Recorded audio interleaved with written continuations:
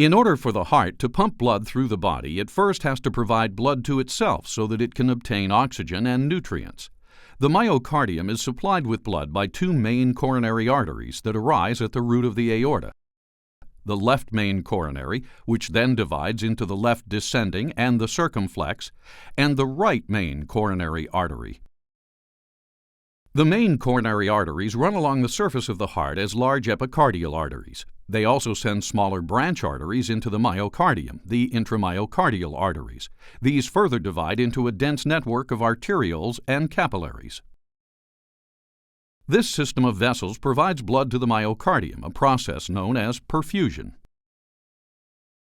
Myocardial blood flow can be affected by several factors. In a healthy heart, the most important include changes in aortic pressure and compression of myocardial vessels during systole, and changes in oxygen demand. During diastole, the heart muscle relaxes and blood flows into the heart chambers. During the cardiac cycle, the contracting and relaxing heart muscle influences its own blood supply by changing the pressure in the aorta, which affects the flow of blood into coronary arteries, and alternately compressing and releasing the blood vessels in the myocardium.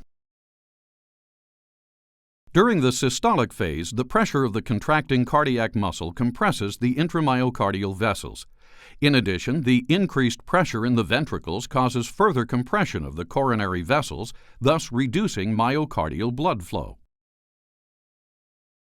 The heart myocardium needs a significant amount of oxygen to do its work. The cardiac muscle extracts and uses 60 to 80% of the oxygen in the blood flowing through the coronary arteries. By contrast, skeletal muscle extracts only 25 to 30%.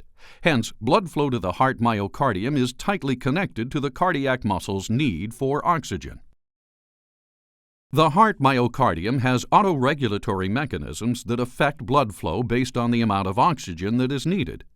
During periods of increased activity or stress, the cardiac arteries dilate and increase their flow of blood.